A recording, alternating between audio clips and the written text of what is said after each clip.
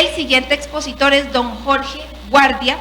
Él es licenciado en Derecho y Ciencias Económicas de la Universidad de Costa Rica, abogado y economista con maestría en Tributación Internacional de la Universidad de Harvard, Relaciones Económicas Internacionales de la Sorbona de París, exfuncionario del Fondo Monetario Internacional, expresidente del Banco Central de Costa Rica y profesor de Economía y Derecho Económico de la UCR. En esta mañana él nos acompaña con el tema expectativa económica. Muy buenos días, bienvenido don Jorge. Buenos días. Bueno, entre mis defectos está haber sido funcionario del Fondo Monetario Internacional ya hace algunos años. Y bueno, ahora está otra vez en la palestra una negociación con el Fondo Monetario Internacional y eso nos va a llevar a través de este largo y tortuoso camino de la economía. Lo que había preparado para ustedes hoy es una visión más o menos general de lo que es primero la economía internacional y luego aterrizar en la economía de Costa Rica. Bueno, los años no pasan en vano y una de las cosas que voy a tener que hacer es ponerme mis anteojos porque si no, ya la vista me juega engaño. Dos puntos iniciales. En el plano internacional, lo peor ha quedado atrás. Con eso arrancamos. Y en cuanto a Costa Rica, aún no se aclaran los nublados del día. Si yo pudiera resumir lo que estoy pensando o mi visión sobre lo que aconteció este año en la economía y las borrosas perspectivas para 2021, diría que el 2020 fue tan malo en todos los escenarios que el 2021 tendrá por fuerza que mejorar. Pero no debemos lanzar las campanas al viento. La economía mundial repuntará a corto plazo, pero las perspectivas de crecimiento elevado y sostenido a largo plazo no son tan halagüeñas. Faltan reformas estructurales y más apertura internacional. Tema complicado, tema complejo que se puede discutir mucho. Hay otro punto importante y es que el mundo capitalista está muy dividido como para lograr consensos y el sistema de mercado está siendo fuertemente cuestionado por la izquierda y en menor grado por la derecha en todo el mundo. En Costa Rica la historia es más compleja. Si bien la economía repuntará levemente en el 2021, cayó tanto en el 2020 que la única dirección es hacia arriba. No hay consenso en los distintos sectores, ni suficiente liderazgo en el Poder Ejecutivo para sacar el país adelante. Lo fiscal gravita peligrosamente, puede afectar la balanza de pagos y las demás variables como las tasas de interés, inflación, tipo de cambio. Pónganle atención a eso. Y por esa vía, algo que es socialmente muy complejo, que es el desempleo, la distribución y la pobreza. También como parte del resumen digo que la mesa de diálogo multisectorial, como era de esperar con tantos actores tan disímiles, no logró amalgamar una propuesta suficiente para resolver el problema fiscal ni lograr un acuerdo con el FMI. Y el campo de batalla se trasladó a la Asamblea Legislativa, donde hay dudas y reacciones que se van a multiplicar. El ministro de Hacienda puso en tela de duda un acuerdo con el Fondo Monetario Internacional. Claro, le llovieron las críticas. Entonces, el presidente Alvarado declaró precisamente ayer, ¿verdad?, después de que yo había elaborado esta presentación, de que sí negociaría con el Fondo Monetario Internacional un crédito por 1.750 millones de dólares e hizo una propuesta general que sin duda será examinada con lupa por los diputados, especialmente de oposición. Entonces nosotros nos preguntamos hoy, ¿habrá finalmente un convenio con el Fondo Monetario Internacional? Yo diría que como el asunto está apenas en la parte inicial, nos espera un largo trajinar por la calle de la amargura en donde cualquier cosa puede pasar. Veamos un poquito lo que está pasando en la economía internacional. La economía mundial venía creciendo relativamente bien antes de la pandemia. Según el Fondo Monetario, el crecimiento global proyectado en octubre del 2019 para el 2020 era de un 3,4% de las economías desarrolladas, 1,7%. En Estados Unidos un crecimiento del 3% con bajo desempleo de 3,5% de la fuerza laboral y una alta expansión bursátil. Los países emergentes crecerían a un 4,6%. Pero el advenimiento de la pandemia y las correspondientes medidas de confinamiento y restricción a la movilidad personal y comercial convirtieron el crecimiento proyectado en una fuerte recesión. Las proyecciones originales de junio del 2020 preveían que el mundo decrecería casi un 5%, Estados Unidos un menos 8% y otras regiones también sufrirían. La razón principal se asocia con el gran confinamiento. Este es el tema que ha motivado la caída en la economía en todo el mundo. Ese confinamiento castigó tanto el consumo como la inversión y esta es la primera conclusión. Nunca antes las políticas sanitarias habían infligido tanto deterioro al crecimiento, empleo y desigualdad mayor que todas las restricciones al comercio mundial. Aquí tenemos el primer gráfico, no sé si lo pueden proyectar en pantalla. Vamos a ver, un poquito para arriba, ahí está. Vean ustedes que esta fue dada en junio del 2020. Aquí la economía mundial había previsto en esa oportunidad que en el 2020 iba a caer casi un 5%, un 4,9%, pero iba a repuntar en el 2021 a 5,4%. Las economías avanzadas caían un menos 8%, pero repuntaban a casi un 5% en el 2021, ¿verdad? Y las economías emergentes tienen cifras ahí también similares, alta caída en el 2020 y en el 2021, ¿verdad? Sin embargo, el tema de la política sanitaria, que está en el corazón de la caída de la economía en todo el mundo, desafortunadamente se politizó. Y yo estoy seguro que la mayoría de nosotros vamos a tener opiniones muy distintas sobre lo que es y debió haber sido la política sanitaria, ¿verdad? La OMC fue un poco titubeante al inicio, luego lo recomendaron confinamiento, pero recientemente volvió al tema de la apertura. Los dirigentes políticos progresistas aún están con el confinamiento. En Estados Unidos, los gobernadores demócratas más proclives al cierre que los republicanos impusieron medidas restrictivas. En Europa también, con excepciones como Suecia. El resultado fue numerosas quiebras, alto desempleo, pobreza y deterioro en la distribución. Yo no voy a pasar un juicio sobre este tema, la historia, digo yo, se encargará de juzgar cuáles fueron las bondades y los problemas de la política sanitaria. El otro tema importante es que, así como el confinamiento indujo a la contracción, la reapertura de las economías provocó la reactivación que nosotros estamos viendo. En el tercer trimestre de este año, casi todas las economías del mundo comenzaron a repuntar, lo que obligó al Fondo Monetario Internacional a cambiar con algo de desgano sus proyecciones. En lo que ellos llaman el World Economic Outlook del pasado octubre, estimó que la recesión mundial en vez de 8% sería un 4,4%. Los Estados Unidos caerían también en lugar de un 8, 4,3% en el 2020 y también prevén que el mundo subirá un 5,2% en el 2021. ¿Impulsado por quién? China. China va a crecer al 8% el año entrante. Estados Unidos se estima que va a tener un crecimiento de un 3,1%. Y aquí tenemos que anotar un punto importante. Ese mayor crecimiento mundial ayudará a nuestras exportaciones y esa es la segunda conclusión. Pasemos al próximo gráfico que tenemos acá. Bajemos el de la izquierda un poquito, ese.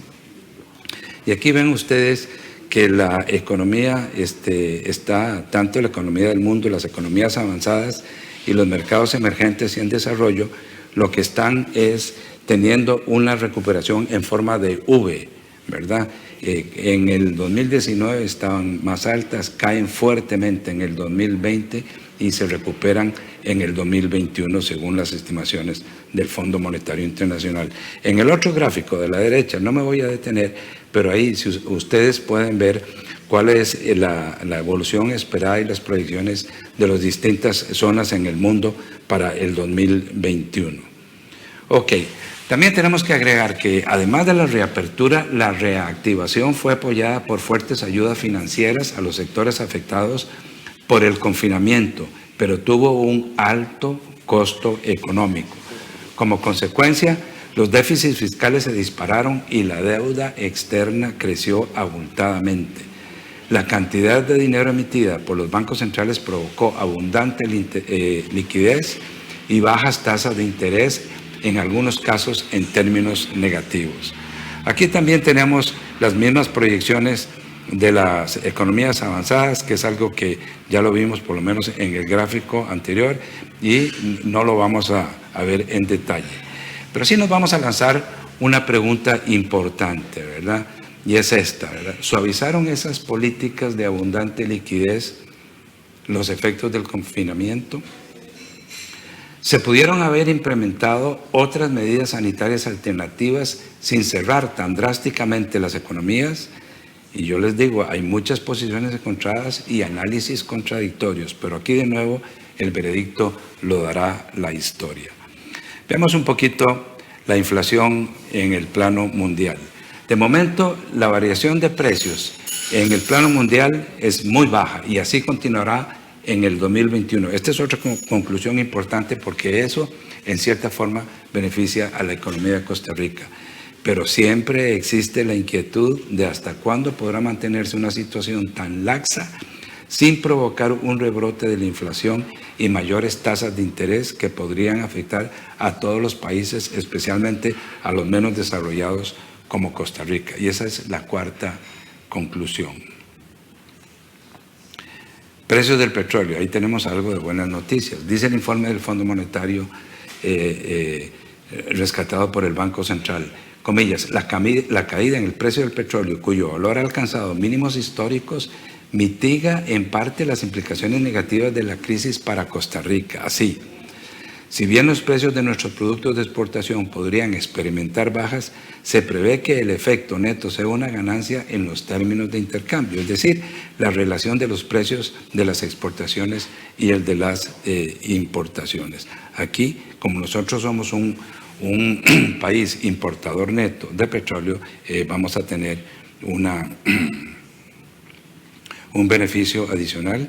Y aquí ven ustedes el precio de los combustibles, que si bien va a subir en el segundo semestre del 2021, las proyecciones son que en el tercero y cuarto semestre del año entrante van a bajar y los términos de intercambio los van a seguir favoreciendo. Pero hay riesgos en la economía internacional. A pesar del repunte, se visualizan varios riesgos. Uno, reintroducción de confinamientos por recrudecimiento del virus, ¿verdad? Estados Unidos, Francia, en Estados Unidos, en algunos estados, no en todos. El segundo riesgo es la ausencia de reformas estructurales para mejorar la productividad. Nosotros vivíamos engañados bajo la creencia de que los países desarrollados eran todos muy productivos. Pues no. Resulta que para que ellos puedan seguir creciendo, tienen que hacer reformas para mejorar la productividad, ¿verdad? El tercer riesgo es el alza de impuestos y mayor regulación por la administración Biden. Ahora en estos momentos casi todo el mundo está enamorado de la nueva presidencia en los Estados Unidos, ¿verdad? Pero ahí hay altos riesgos también en términos de posibles alzas de impuestos. El otro es serios cuestionamientos del modelo económico convencional basado en la globalización y el libre mercado. Si ustedes creen que este tema se ha solucionado a nivel mundial, pues no es así. Hay muchísimas dudas, ¿verdad? Y el retorno de los esquemas más nacionalistas y proteccionistas, tanto la derecha como la izquierda, en Estados Unidos, por ejemplo, la división de los dos partidos tradicionales, ambos con un alto grado de porcentaje de votos en las últimas elecciones. Parece irreconciliable. Sin embargo, si los republicanos retienen el Senado en las elecciones de 2 senadores en Georgia el 5 de enero, habría una especie de contrapeso. Si por el contrario ganan los demócratas, tendrían entonces el Congreso, que es la Cámara Baja, la Cámara Alta, el Senado y la Presidencia, ¿verdad? A mí me parece que esas luchas se darán con mayor o menor vigor en distintos países. Según los entendidos, si prevalece la izquierda ideológica, la mayor confianza podría desalentar la inversión, crecimiento y desempleo. Otras personas opinan precisamente lo contrario, ¿verdad? Nosotros diríamos que con un motor externo trabajando a medias, si eso pudiera afectar las economías desarrolladas, nosotros no podríamos darnos el lujo de no resolver los problemas de fondo y crear una reserva país para capear los vendavales. Y esta es la quinta conclusión. Entremos ahora a lo que es la situación de Costa Rica. Contrario a lo que sucedía en muchos países desarrollados más previsores, la pandemia nos agarró con la guardia baja. En vez de exhibir un superávit fiscal ahorrado estratégicamente para precisamente alimentar las vacas flacas, más bien había un déficit financiero cercano al 7% del PIB, oigan, a pesar de la reforma del 2018. Tras el confinamiento por la pandemia y como consecuencia de mayores gastos y menores ingresos que se contrajeron mucho, el faltante saltó a un 9% del PIB, según el siguiente gráfico del Banco Central. Y otros indicadores se deterioraron aún más como consecuencia del confinamiento, los gastos asociados al bono de proteger y para lo cual no había recursos disponibles salvo endeudamiento, ¿verdad? Y entonces aquí tenemos nosotros, este gráfico salió recientemente, fue publicado por el Banco Central con información del Ministerio de Hacienda. Y aquí tenemos nosotros los déficits financieros primarios y el gasto de intereses para los años, y los dos más importantes son el 20 y el 2021. El déficit financiero, que es el total, en el 2021 se va a disparar. Ya se disparó. Va a cerrar, según ellos, en 9,2. Sé de otros economistas que estiman que el déficit va a superar el 10% del PIB. El déficit primario un 4% y el gasto por intereses es un 5,1%. Para el año entrante la situación mejora un poquitito, ¿verdad? Va a tener supuestamente un menor déficit financiero y un déficit primario también menor, pero la partida de gastos por intereses crece a 5,5% del PIB. ¿Qué es lo que nos dice eso en términos reales, verdad? Eso lo que nos dice es que Costa Rica está gastando un porcentaje muy elevado en pagar intereses y eso le resta recursos disponibles para hacer cosas que son muy importantes como obras sociales, obras de infraestructura, por ejemplo, y entonces ahí tenemos nosotros un problema que hay que resolver. Hablemos un poquito de la política sanitaria, ¿verdad? En sus orígenes se caracterizó por ser impulsada casi exclusivamente por las autoridades de salud y de la Caja. El confinamiento y demás medidas restrictivas se adoptaron sin aquilatar las consecuencias económicas. El déficit fiscal brincó de un 6,9% del PIB a un 9,2%, que eso es lo que acabamos de mencionar, ¿verdad? Y eso ubicó al país en un predicado financiero y social muy complejo, y esa es la sexta conclusión. En la actualidad las restricciones se han venido relajando de hecho y de derecho. ¿Qué quiere decir de hecho y de derecho? Una es que las restricciones dictadas por el Ministerio de Salud sí se han venido relajando, y las otras, de hecho, es que la gente se cansó. La gente ha tenido ya una situación de saturación de restricciones, agravada por una situación muy difícil de desempleo, de menores ingresos, de pobreza, de quiebra de pequeñas empresas, ¿verdad? Yo eso lo advertí al principio de la pandemia, hace ya algunos meses, ¿verdad? Y bueno, ahora lo que tenemos es lo peor de los dos mundos, ¿verdad? Los contagios y la saturación de los hospitales continúa y la situación económica, aunque ha mejorado un poquitito, también está siendo muy difícil. La gente le está perdiendo, digo yo, el temor aquí y en todo el mundo. La gente está saliendo ya.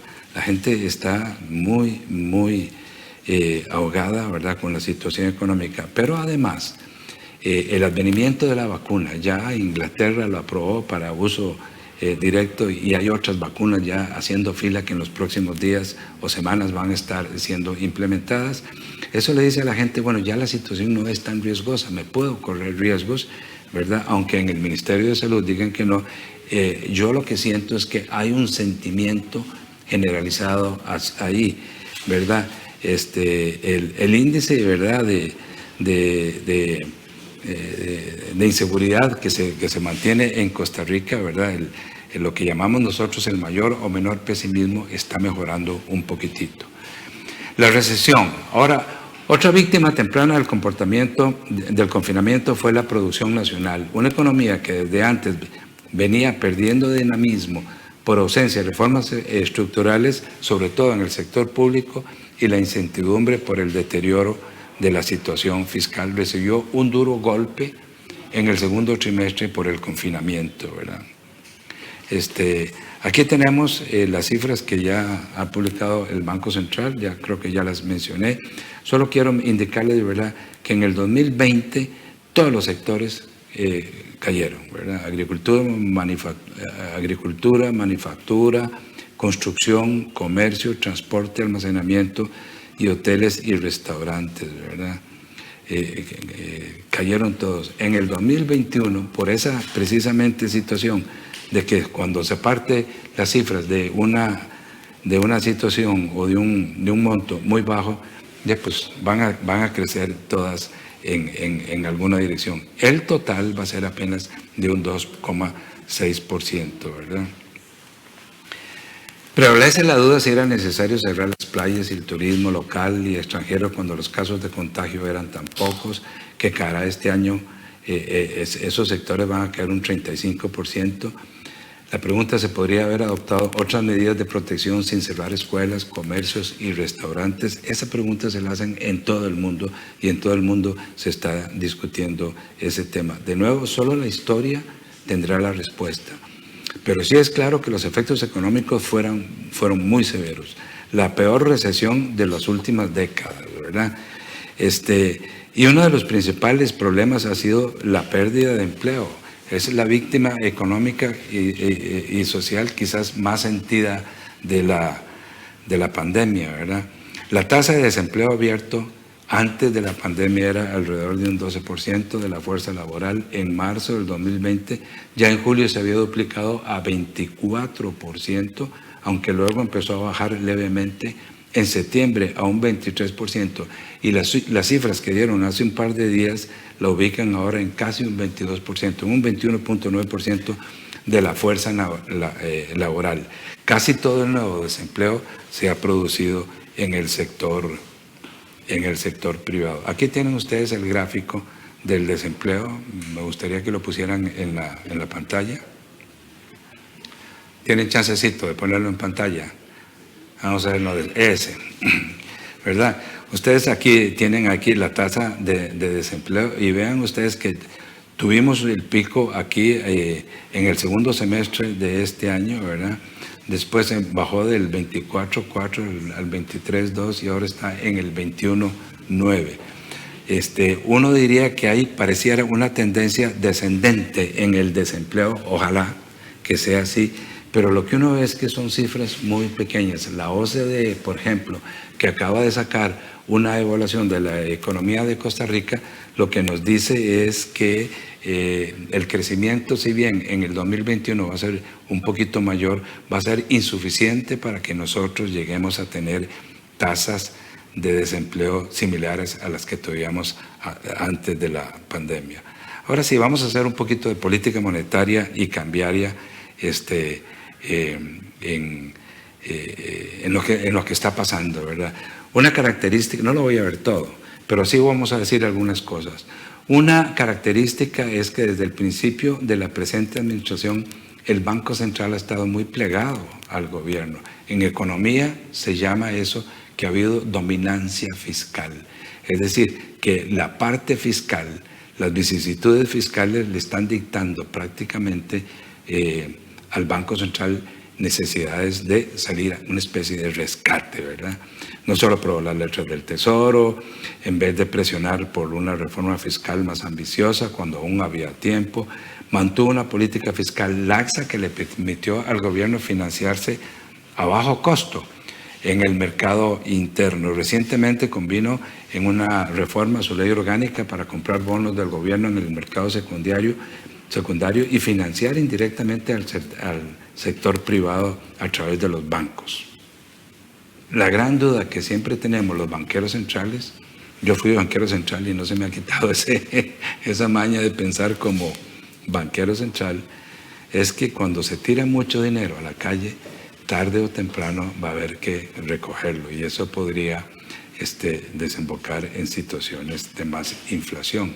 Además, se corre el riesgo, ¿verdad?, de que la gente pierda confianza y entonces las cifras de inflación que han sido relativamente bajas, vean ustedes aquí en este otro gráfico también, como tenemos que el IPC y el índice de precios al productor, el manufacturero, han venido cayendo, pero llegamos a un punto en que se da una especie de vuelta, ¿verdad? Y la inflación empieza a subir un poquito más arriba, ¿verdad? El Banco Central tiene una proyección que ahorita se les voy a mostrar, en donde se estima que la inflación este año del 2021 ni siquiera va a llegar al mínimo de las metas, que son un 3%, menos 1 o más 1, o sea, entre 2 y 4. Ni siquiera va a llegar ahí. Pero tenemos que ponerle también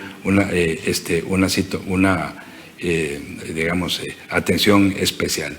Aquí tenemos productos alimenticios, productos no alimenticios, el IPC manufacturero, el IPP en general, precios regulados y no regulados. Tal vez de los precios regulados, que es otro gráfico, avancemos aquí, hay otro cuadro, que ahí yo creo que ahí está, sí, ok. Vean ustedes, a ustedes les afecta mucho el término de los combustibles, ¿verdad? Y también vamos a ver, tenía yo aquí creo que tenía la parte de electricidad, aquí está un poquito más arriba, ¿verdad? Servicio de electricidad, ¿verdad? Y pasajes de autobús, y tenemos que los ajustes que se han hecho en los últimos meses han sido ajustes muy, muy bajos, ¿verdad? Parte de la inflación, parte de la inflación de la inflación baja ha tenido que ver con la política cambiaria del Banco Central. En esto ha habido una gran polémica en la prensa, sobre todo, y en distintos foros como el Colegio de Economistas, ¿verdad?, y contadores. Y el tema es si la política del Banco Central ha sido utilizada para influir indirectamente en la inflación. ¿Cómo? Evitando los ajustes en el tipo de cambio. Y ustedes pueden ver en ese gráfico, a la pura derecha, ¿verdad?, que son las líneas bajas, cómo el Banco Central ha intervenido en el mercado cambiario a costo de que ya ha perdido reservas. Y vean ustedes que también en el 19 tuvieron una situación similar en ese sentido, ¿verdad? En el 18, a finales del 18, recién inaugurado el nuevo presidente del Banco Central, ¿verdad? Eso plantea una gran pregunta, ¿verdad? ¿Cuál debería ser la política del Banco Central? ¿Hace bien o no el Banco Central en tratar de evitar que el tipo de cambio se ajuste hacia arriba en una circunstancia en donde hay mucha inseguridad sobre cuál va a ser el futuro de la economía de Costa Rica y también el futuro de la situación fiscal, ¿verdad? Y bueno, ahí tendrán ustedes oportunidad, ¿verdad?, de decidir sí, con qué lado se apuntan. El Banco Central, podemos decirlo, no ha querido hacer ajustes fuertes en el tipo de cambio bajo una premisa que me parece a mí que por lo menos es discutible, ¿verdad? Yo que soy, ustedes saben que yo he sido bastante librecambista en el sentido de dejar que el mercado sea el que vaya asignando las cantidades y los precios a través de oferta y demanda, ¿verdad? El Banco Central probablemente parte de la tesitura de que el tipo de cambio está más o menos alineado, ¿verdad? Y de lo que tenemos es un problema fiscal que debe tener una solución fiscal y no cambiaria, ¿verdad? Sin embargo, sí ha permitido, y ese es el próximo gráfico, sin embargo, sí ha permitido algunos ajustes en el tipo de cambio nominal que se ven ustedes aquí en esta línea dorada que está a la pura, al lado derecho, ¿verdad? En donde sí se ha permitido un cierto ajuste fiscal. Entonces ustedes me van a preguntar, bueno, ¿qué es lo que va a pasar con el mercado cambiario el año entrante? ¿Verdad? Que es el 21, que es un año muy, digamos, en donde va a haber pagos de deuda externa importantes, al igual que en el 2022 y 2023, ¿verdad? Y entonces aquí lo que tenemos que ver es cuál va a ser la política que va a seguir el Banco Central. ¿Será una política, digamos, de apoyo o ayuda al gobierno para que sus deudas no le suban mucho? Incluso muchos de nosotros tenemos obligaciones en dólares cuando hemos comprado alguna casa o algún vehículo, bienes duraderos en general, ¿verdad? Y entonces ahí hay todo un tema complicado, ¿verdad? La prima por invertir en colones ha descendido con respecto a periodos anteriores. ¿Qué es la prima por invertir en colones? Es cuando uno coge, por ejemplo, la tasa en colones, ¿verdad?, que en estos momentos son tasas bajas, pero le agrega la tasa de devaluación esperada, no tanto la actual o pasada, sino la esperada.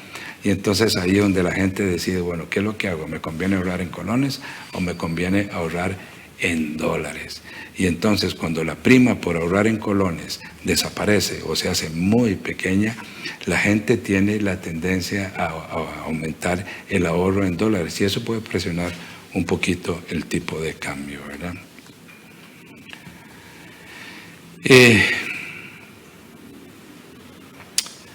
Por ahora el Banco Central ha dicho explícita y tácitamente, a través de la intervención, tácitamente, que no está dispuesto a dejar el tipo de cambio por la libre. Y ahí hay un riesgo latente que debe ser tomado en cuenta por los agentes económicos, tanto de los sectores público y privado. Y esta es una octava conclusión. Por otro lado, la política cambiaria ha sido cuestionada por diversos grupos de economistas. Y aquí tenemos que decir con claridad, ¿verdad?, que nosotros los economistas no nos ponemos de acuerdo. No crean ustedes que es tan fácil, que, bueno, es más difícil que se pongan probablemente dos abogados de acuerdo que dos economistas, pero hay sus grupos. He visto yo economistas, más que todo vinculados a la Universidad Nacional, que han dicho cosas como, por ejemplo, el Banco Central debe utilizar las reservas, o el gobierno debe utilizar las reservas, que dicen, entre comillas, de la nación para sufragar los gastos de la pandemia, las necesidades que están teniendo muchas personas. Otras personas, incluyendo el propio Banco Central, han dicho que no, que las reservas son estratégicas, que un Banco Central que se queda sin reservas se vuelve muy vulnerable y no tendría la capacidad de responder efectivamente a brotes especulativos de la moneda nacional. Y aquí hay situaciones bien complejas, ¿verdad? Las tasas de interés nominales han permanecido muy bajas. Este es un buen momento para endeudarse en colones, ¿verdad? Y probablemente van a permanecer muy bajas el año entrante. ¿Por qué razón? Porque el Banco Central ha dicho expresamente, y no solo lo ha dicho, sino que lo ha hecho en la práctica, que está dispuesto a intervenir en el mercado de la liquidez, aportando dinero, ¿verdad?, para que las tasas de interés no suban. Digo yo que esta es una forma indirecta de facilitar el financiamiento al déficit del gobierno, ¿verdad? La decisión de la Asamblea Legislativa recientemente de recortar el presupuesto en 160.000 millones va a contribuir a evitar su alza. Pero si no se adoptan otras medidas tributarias, ¿verdad? Quizás en el contexto del FMI la situación podría variar, ¿verdad? No veamos en las gráficas de la inflación que teníamos ahí, pero entrémosle directamente a las perspectivas para el 2021, ¿verdad? Aquí digo lo siguiente al hablar del PIB. Lo peor ya pasó, dice el Fondo Monetario Internacional, de la economía mundial. Lo peor ya pasó. Y ahora nos formulamos nosotros esta pregunta: ¿podemos decir lo mismo de la economía de Costa Rica? Algunos economistas sostienen que ya tocamos fondo. Probablemente tengan razón en el sentido, por lo menos de corto plazo. En parte, el índice mensual de actividad económica que calcula el Banco Central tocó fondo y ha empezado a subir, como podemos ver en este otro gráfico, que sí me gustaría que lo plantearan aquí en la pantalla, ¿verdad? ¿Cuál es? Vamos a ver. No, pasemos a otro. También a otro, pasemos. Ese. Vean ustedes que la línea dorada, ¿verdad?, que es la serie desestacionalizada del índice mensual de actividad económica que lleva el Banco Central, llegó a su punto más bajo ahí en mayo de este año, mayo del 2020, ¿verdad? A partir de ahí empezó a ser cada vez menos negativo. Eso no significa que se empezó a crecer, porque apenas pueden ver ustedes ahí a la derecha, ¿verdad?, que está llegando a cero, ¿verdad?, porque fue muy, muy negativo, ¿verdad? Y entonces eso por lo menos muestra que la economía ya no está siendo cada vez menos, está perdiendo menos, sino que empieza a crecer. Crecerá lo suficiente para llegar a tener tasas de crecimiento real más vigorosas. Vimos que el Banco Central lo que está esperando es apenas, y está en el próximo cuadro, pasémoslo, apenas un 2,6% para el 2021, ¿verdad?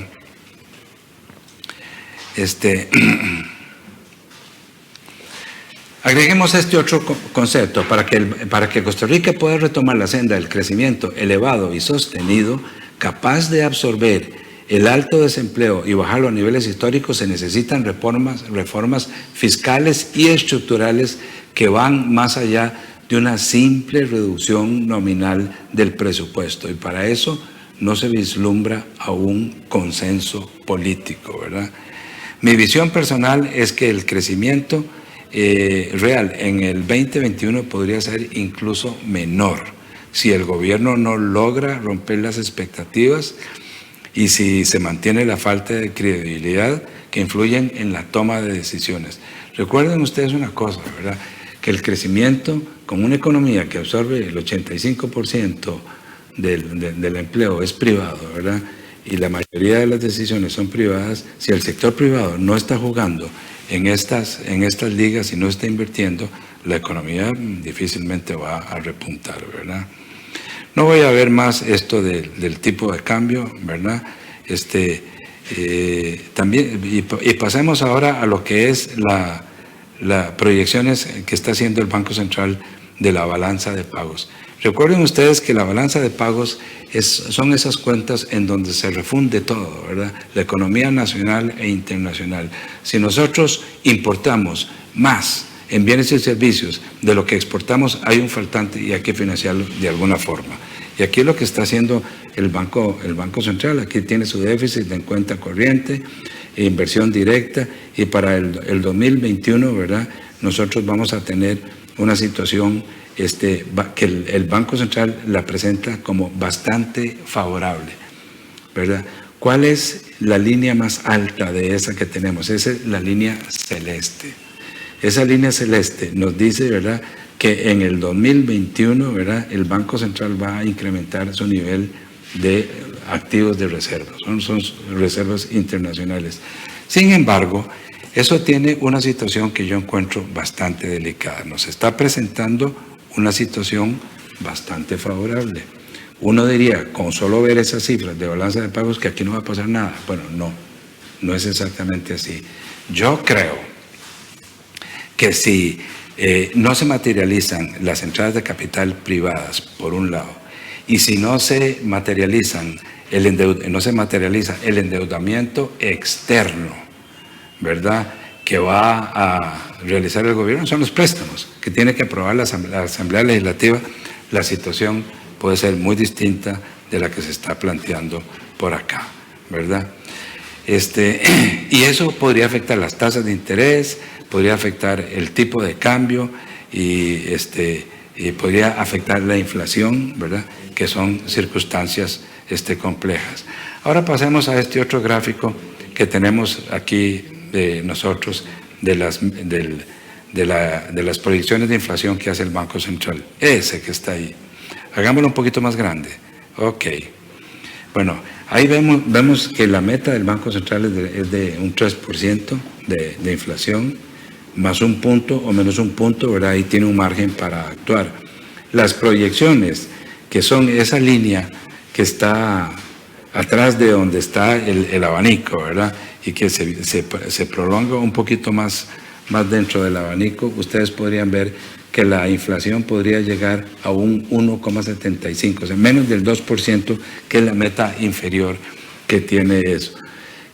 ¿Qué significa eso? Eso significa, ¿verdad?, que nosotros vamos a seguir con una inflación en el 2021 relativamente baja.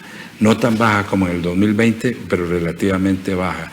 Salvo, eso sí, y esta es mi advertencia principal, ¿verdad? Salvo, eso sí, o que no se aprueben los recursos externos que están en la Asamblea Legislativa, que no haya convenio con el Fondo Monetario Internacional y que no se materialicen la inversión extranjera privada en Costa Rica. ¿Y de qué depende la inversión extranjera privada? Acuérdense ustedes que los inversionistas, ellos ven cuáles son las posibilidades de que hagan inversión en Costa Rica y se pueda repagar los préstamos, ¿verdad? Y esas son circunstancias, ¿verdad?, que nos obligan a todo el mundo a pensar y a tener una situación ahí un poco más compleja. La situación fiscal, yo creo que ya la hemos visto bastante bien, ¿verdad? Aquí están las cifras de nuevo que nos habían planteado el Banco Central. Aquí lo que tenemos es, en la próxima filmina esta es de la deuda pública, y la deuda pública es una línea que está en constante ascenso, ¿verdad?, y que en septiembre del 2020 ya estaba cercana al 70%, ¿verdad? Lo que recomiendan los organismos internacionales y las calificadoras de riesgo, ¿verdad?, es que la deuda ande por un 50% del PIB. Bueno, aquí las estamos pasando y eso hace que nuestros títulos colocados en el exterior exijan una tarifa, un precio más bajo o una tasa de interés más alta, que es el recíproco, con tal de que se puedan vender, ¿verdad?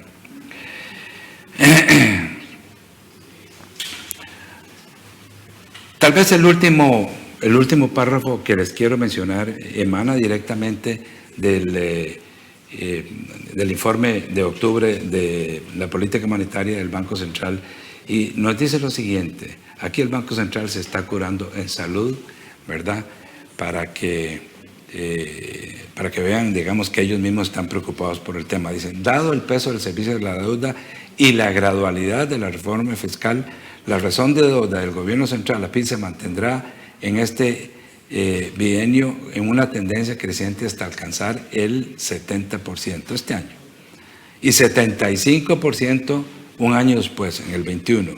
Proyecciones que suponen la aprobación legislativa para estas operaciones de crédito multilateral. Por lo tanto, la ausencia de estas aprobaciones legislativas presentaría riesgos para la sostenibilidad fiscal y la estabilidad macroeconómica del país. ¿Qué conclusión sacamos nosotros? ¿Verdad? Es lo que yo pienso desde el puro principio, que la situación está muy nebulosa, ¿verdad? No podemos llegar a una conclusión fija, ¿verdad? Y entonces ahora me parece a mí que lo que tenemos que hacer es pasar de la dimensión económica a una dimensión política. ¿Por qué política? Porque si la estabilidad de nosotros depende de cosas tan importantes como que se apruebe una reforma fiscal, como que se apruebe nuevo endeudamiento por parte de la Asamblea Legislativa, ¿verdad? Aquí lo que tenemos que hacer es consultar qué están pensando los diputados sobre ese tema.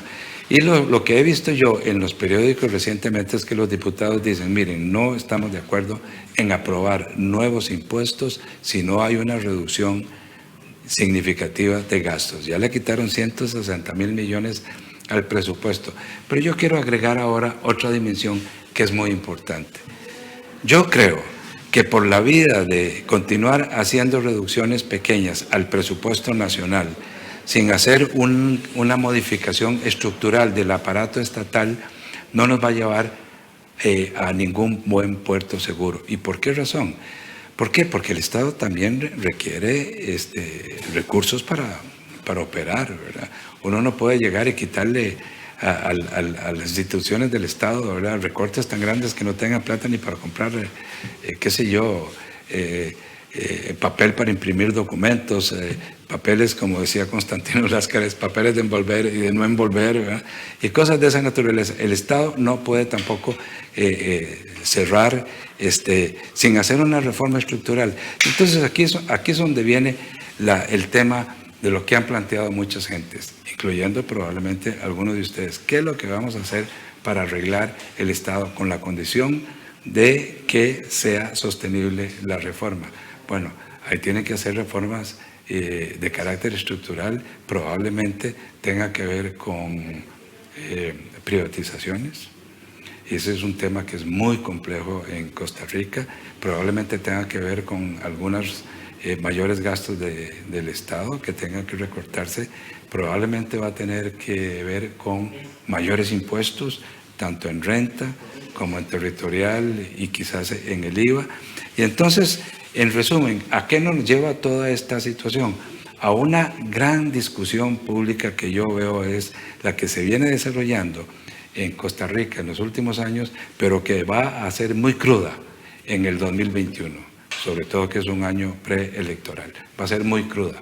¿Por qué? Porque los distintos sectores, cada uno va a tratar de imponer sus soluciones a los otros, y en una democracia como la nuestra, en donde todo el mundo tiene derecho a expresar, y de hecho lo hace, sus respectivas opiniones, la situación va a ser muy difícil de llegar a un acuerdo.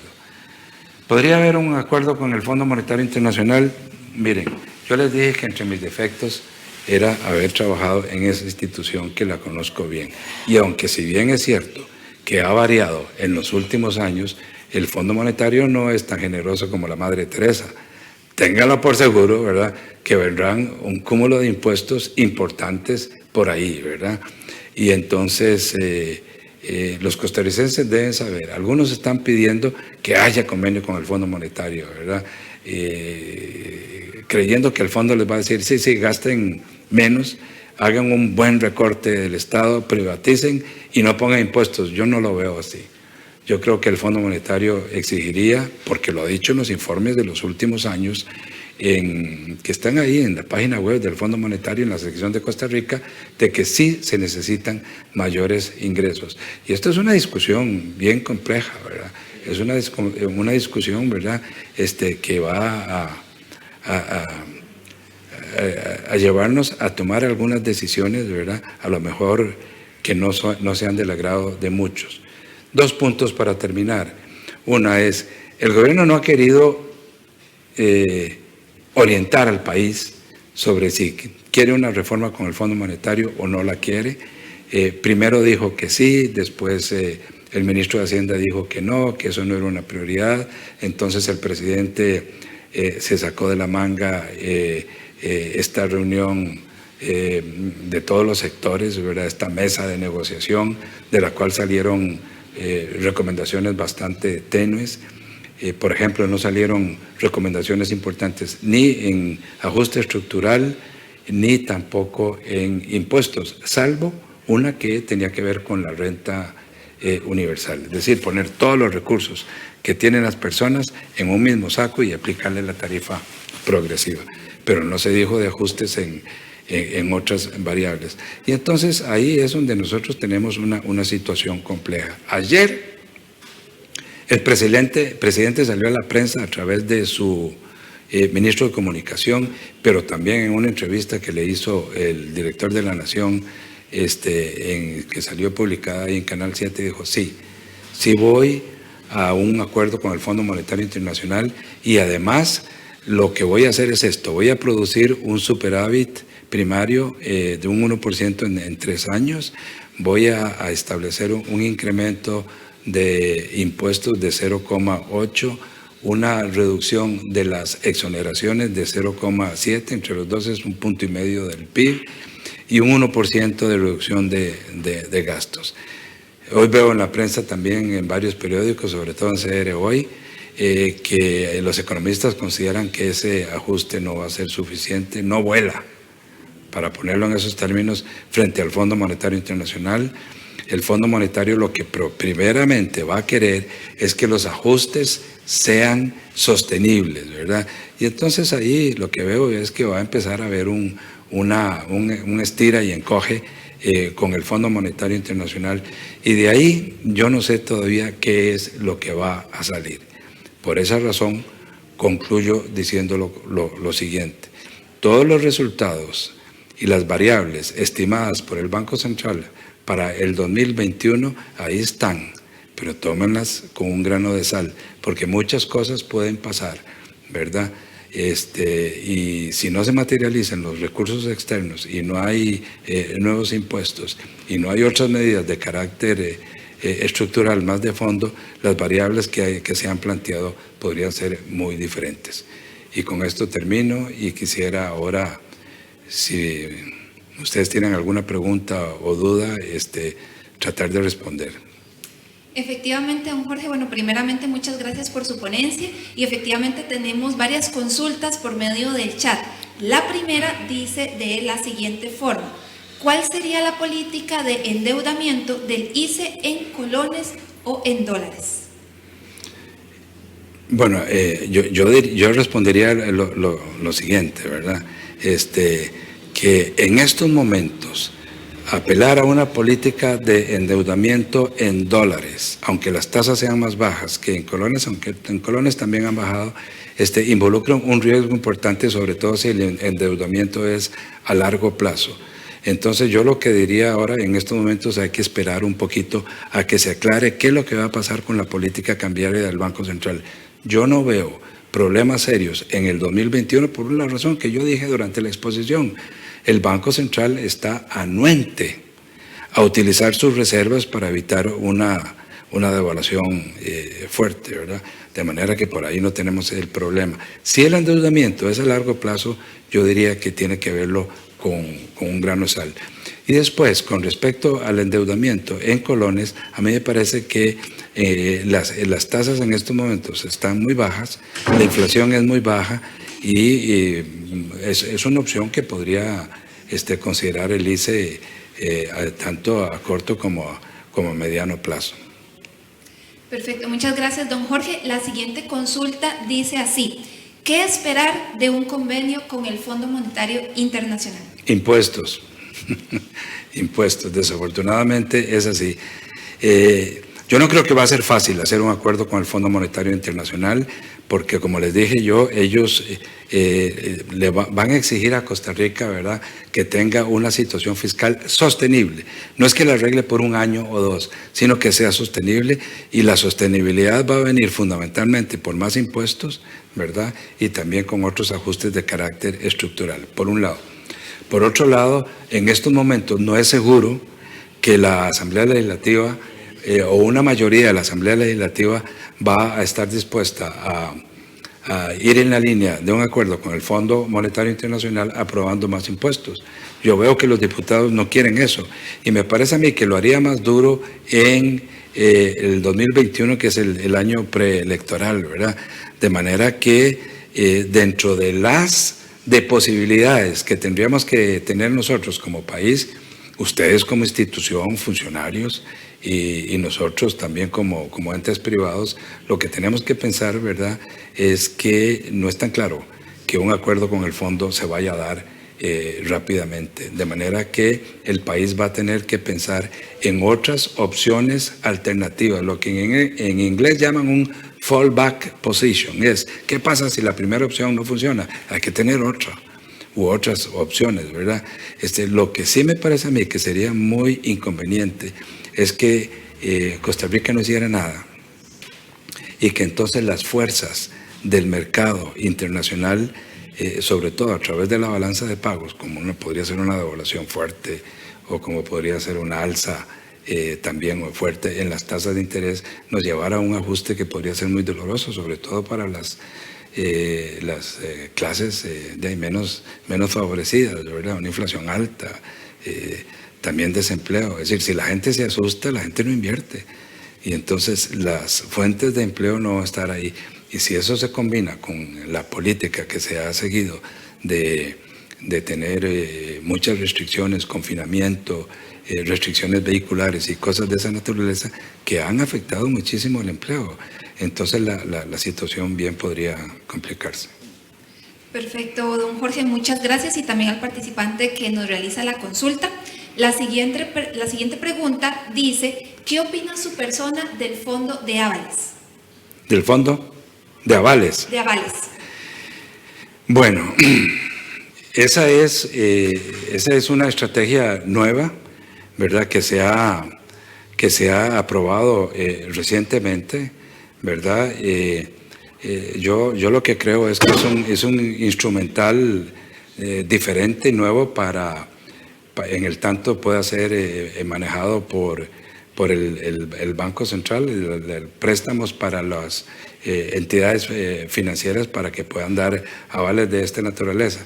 A mí me parece que son medidas financieras de carácter supletorio. Yo por ahí no veo que esté la reactivación. A mí me parece que la reactivación tiene que venir principalmente de mayor inversión del sector privado y también del sector público. No tenemos que olvidar el sector público, que últimamente lo han dejado por fuera, ¿verdad? Instituciones, por ejemplo, como el ICE, si no invierten, no contribuyen a generar mayor crecimiento del país, y así otras instituciones, ¿verdad? Y para eso tiene que haber confianza, ¿verdad? Los avales me parece a mí que son medidas que pueden ayudar en algún sentido, ¿verdad?, pero no son lo que van a sacar el país adelante.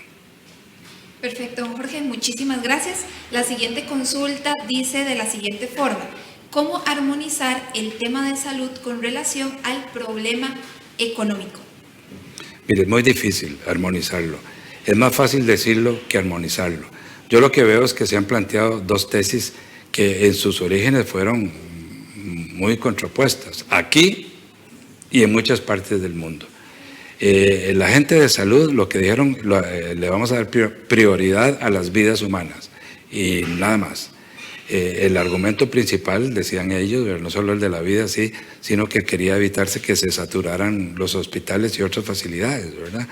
Y entonces eso lo que provocó que se hicieran los grandes confinamientos, las restricciones, ¿verdad? Y entonces lo hicieron sin tener en consideración cuáles serían los efectos económicos que posteriormente brotaron. Y esa es una de las principales críticas que yo hice. Uno no puede tomar una medida estrictamente de salud sin tener en cuenta las consecuencias económicas que va a producir, ¿verdad? Yo lo que, bueno, algunos otros países, por ejemplo, como Suecia, como Uruguay, en Sudamérica, hicieron unas políticas diferentes, no cerraron las escuelas, no cerraron todos los comercios, sí se cerraron al comercio internacional, impusieron medidas de protección como las mascarillas, el lavado de manos, el distanciamiento social, ¿verdad? Pero siguieron conviviendo con el virus, ¿verdad? Desafortunadamente el virus es tan contagioso que todas estas medidas de restricción al final no han funcionado. Vean ustedes lo que pasa en Nueva York, lo que pasa en California, ¿verdad? Que han tenido una segunda ola muy fuerte a pesar de todas las restricciones que se hicieron en el pasado, ¿verdad? Y entonces no es tan sencillo decir ahora, bueno, sí, volvió a presentarse el virus incluso con más fuerza que antes, volvamos a cerrar las economías. Yo creo que eso ya no es posible. ¿Por qué razón? Porque la pobreza, el desempleo, las quiebras han sido tan grandes que la gente está sufriendo mucho. A mí me parece que hay que volver sobre medidas, digamos, de protección y cuidarse mucho uno, usar mascarillas, y etcétera, todo lo que he mencionado, ¿verdad?, para que la gente empiece a hacerlo. A mí me parece que también otra parte importante es que la vacuna ya está ahí, ¿verdad? Y ahora lo que tenemos que hacer es agarrarnos de la cuerda, quedarnos colgando un rato, esperando de que la vacuna venga y que sea gratuita o casi gratuita y que sea muy universal para todas las personas de este país. Tengo noticias de que la Caja ha hecho negociaciones para tener unos 3 millones de vacunas prontamente, y a mí me parece que por ahí viene la solución y la esperanza. Les voy a decir cuál es mi posición personal. Mi posición personal es que ya la economía ha sufrido mucho, que la gente ha sufrido mucho, ¿verdad? Que ahora tenemos que hacer un esfuerzo por mantener cuidando estrictamente a las personas más vulnerables, los viejos, los que tienen condiciones asmáticas, alérgicas y de otra naturaleza. Hay que darles una gran atención para evitar, ¿verdad?, que se contagien, y bueno, y esperar que venga la vacuna, ¿verdad? Yo no me inclinaría por cerrar más la economía, ¿verdad? Perfecto, don Jorge, muchas gracias. La siguiente consulta dice: ¿qué opina de la dolarización como posible solución de la situación económica en Costa Rica? ¿O cuándo se podría proponer? Bueno, en mis años más mozos, yo estudié un poco la dolarización en algunos países, Panamá, Ecuador, y otros países africanos, Liberia, y llegué a ciertas conclusiones, ¿verdad?, de que la dolarización en sí es una salida para cuando los bancos centrales y los gobiernos se portan muy mal, ¿verdad? Por ejemplo, un banco central que no tenga la voluntad de controlar la cantidad de dinero en la economía y que como consecuencia produce más inflación y también presión sobre el tipo de cambio, una dolarización tendría la ventaja de que está amarrando esas posibles expansiones del Banco Central, y entonces desde ese punto de vista sí sería positivo. Sin embargo, tiene otros inconvenientes, como por ejemplo, no podría ser un Banco Central con una economía dolarizada hacer una política monetaria contracíclica, es decir, tratar de estimular el crecimiento mediante una política monetaria laxa, un poco lo que ha hecho Cubero el año pasado, ¿verdad? Y este año, ¿verdad? Y si nosotros estuviéramos dolarizados, no tendríamos esa salida en ese sentido. Finalmente, el último comentario que yo quisiera hacer es el siguiente, ¿verdad? Que yo en estos momentos no creo que el país esté políticamente maduro para hacer una dolarización. Eso sería una situación muy compleja en la Asamblea Legislativa. Yo creo que Costa Rica en estos momentos el principal problema es fiscal, y hay que atacar el problema fiscal y no desviarnos en la discusión pública hacia otras metas, ¿verdad? Porque tampoco está ahí la solución del problema. Si nosotros solucionamos el problema fiscal, que en este momento lo veo bien complejo, nosotros no tendríamos que dolarizar la economía. Perfecto, don Jorge, muchas gracias. La siguiente consulta es la siguiente: el déficit fiscal es por la evasión y elusión fiscal, el contrabando, los regímenes de exención de impuestos como zonas francas. ¿Qué piensa usted al respecto? Bueno, pienso que todas esas razones que mencionó la persona que formuló la pregunta son correctas, ¿verdad? El déficit fiscal responde a esas y a otras causas, ¿verdad?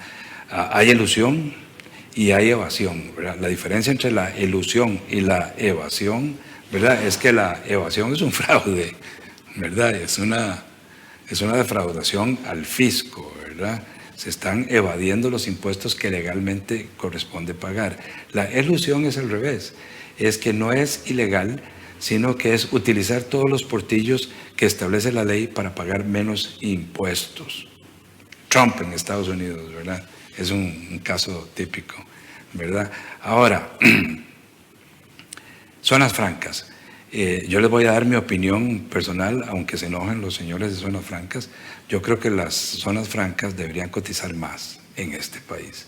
¿Por qué razón? En primer lugar, porque son las empresas más dinámicas. Hay un principio universal de igualdad y equidad, ¿verdad? Si están recibiendo beneficios del Estado en muchos aspectos, ¿verdad?, deberían contribuir un poco más. A mí me parece que eso sería justo. Y no les estoy diciendo nada nuevo, yo lo he dicho a través de mis escritos en el pasado, en varias ocasiones, ¿verdad?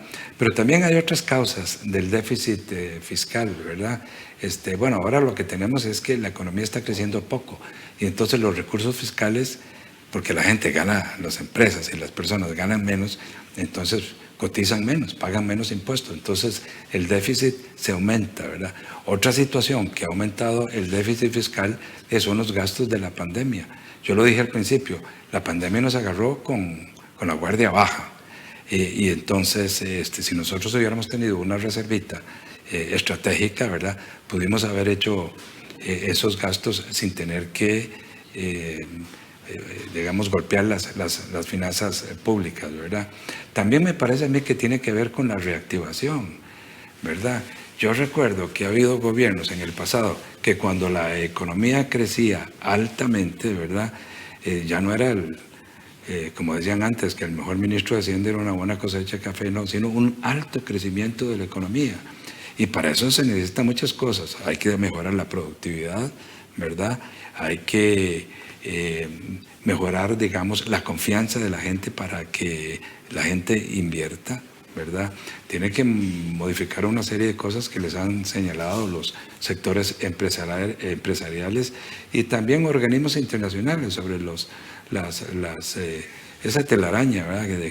De qué depende la productividad de Costa Rica, de una serie de factores. Hay economistas que dicen que para reactivar la economía y mejorar la situación fiscal hay que devaluar. Bueno, es una posición que ya nosotros discutimos. Es una posición, me parece a mí, que la sustentan con buenas razones. Yo en lo personal creo que la devaluación, si se hace inducida, ¿verdad?, puede más bien provocar más inflación y no mejora el crecimiento económico y las cosas de esa naturaleza, ¿verdad? Pero bueno, en resumen, tenemos una serie de factores que inciden en el déficit fiscal, ¿verdad? Y yo creo que hay que atacarlos por todo lado. Pero también recuerden este otro punto, ¿verdad? El déficit fiscal es una dimensión limitada más que todo al gobierno central, Ahora, vamos a ahogar el funcionamiento del Estado para disminuir el déficit fiscal sin hacer reformas importantes. Yo creo que tampoco sería duradero, no sería sostenible. Quienes crean que el Estado no debe existir y que no tiene funciones se equivocan radicalmente. El Estado tiene que cumplir una serie de funciones importantes, económicas, sociales, ¿verdad? Y entonces tampoco lo podemos ahogar. Lo que sí se tiene que establecer es un buen balance entre recursos que deba tener el Estado. Yo no descarto que tengan que ajustarse ciertos impuestos, ¿verdad? Me gusta mucho de la propuesta que hizo el gobierno de reducir las exoneraciones y exclusiones.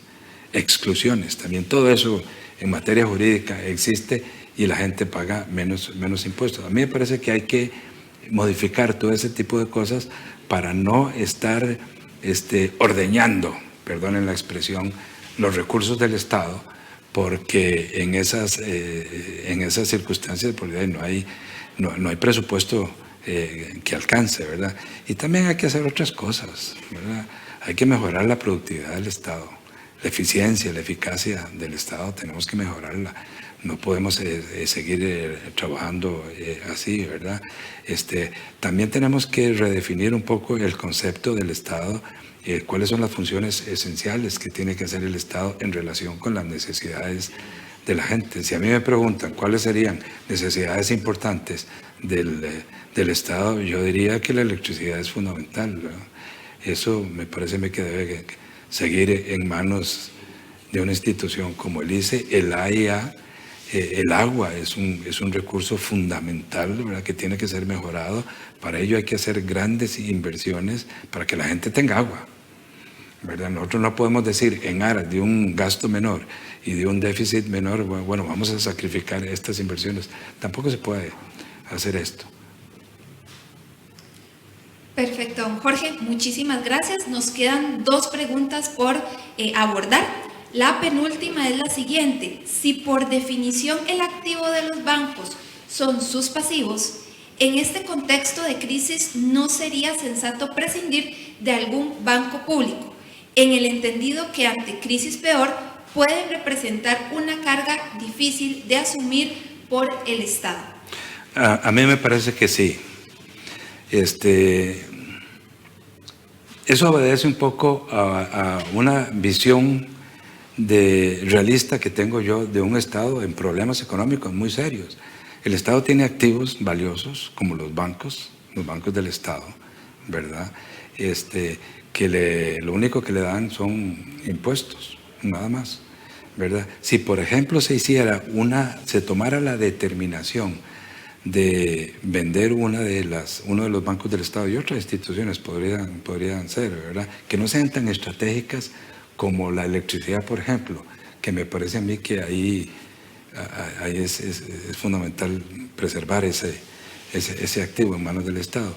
Pero los bancos, por ejemplo, si se pasara una ley que permitiera la venta de un banco estatal en dólares, entonces ahí nos quita presión de una devaluación importante en ese sentido. En segundo lugar, me parece a mí que el producto de la venta podría utilizarse directamente para amortizar deuda, fundamentalmente deuda externa, ¿verdad? Deuda externa. Y entonces la partida de intereses que está en el presupuesto nacional se reduciría significativamente. Y entonces el déficit primario ya empieza a respirar sin esa partida del pago de intereses, y yo creo que podría aliviarnos mucho sin poner más impuestos, ni sobre las personas ni sobre las empresas, aunque en lo personal ya les dije hace un ratito que sí creo que hay que poner más impuestos. Y la última razón que yo creo por la cual podría privatizarse una institución bancaria es que se vende el banco, digamos, el Banco de Costa Rica, que es el que se ha mencionado en la prensa, ¿verdad? Se ha mencionado mucho. Bueno, el banco no se lo van a llevar, ¿verdad? El banco se queda aquí y sigue prestando a la gente, sigue captando recursos y sigue haciendo las operaciones bancarias que hace cualquier banco, de manera que no es que nosotros vendamos un activo y que se lo llevaron del país. No, sigue actuando y funcionando aquí, ¿verdad?, en el país.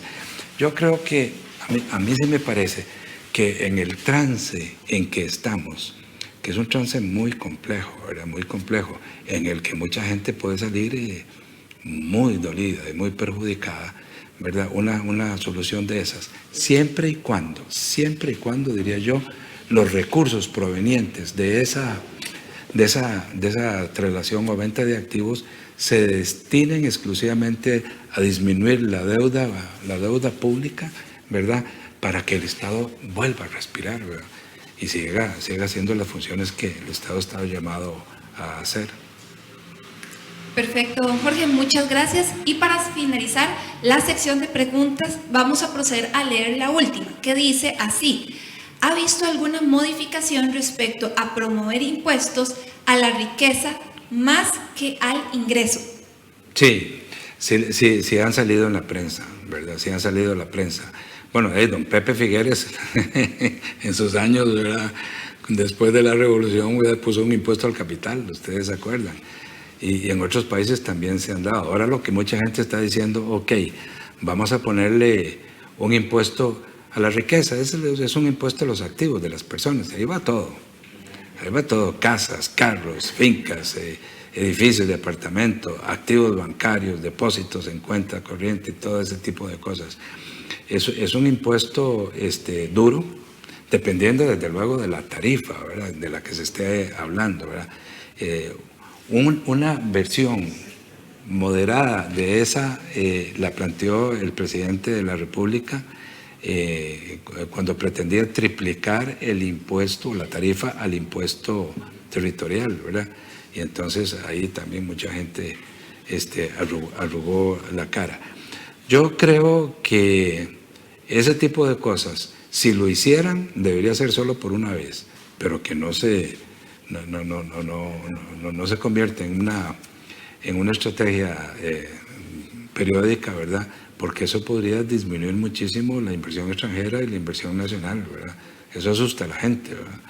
Eso es decirle a la gente, mire, okay, usted tiene su casa, usted tiene su vehículo, usted va a tener que pagar, además de los que ya pagamos por la casa y los vehículos.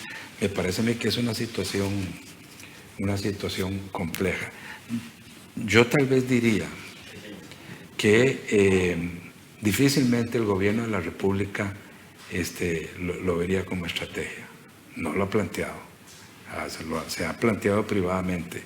También diría que difícilmente los diputados de la Asamblea Legislativa lo aprobarían menos en un año preelectoral,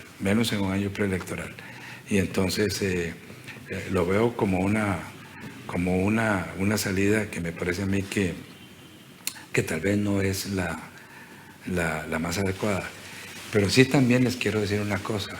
Vean, Costa Rica se está debatiendo en una serie de posiciones ideológicas muy encontradas, ¿verdad? Hay una efervescencia conceptual en este país que se está dando aquí y que se está dando en muchos otros países. Yo nunca me imaginé, por ejemplo, que en Estados Unidos hubiera unas posiciones dentro del Partido Demócrata que son muy radicales en ese sentido, más de izquierda. Y uno pensaba que Estados Unidos era un país netamente capitalista. Bueno, se está dando en todo el mundo, ¿verdad?, las discusiones en Europa y esto no va a ser la excepción. Por eso yo creo que nosotros vamos hacia un proceso largo de discusión en Costa Rica de hacia dónde queremos ir.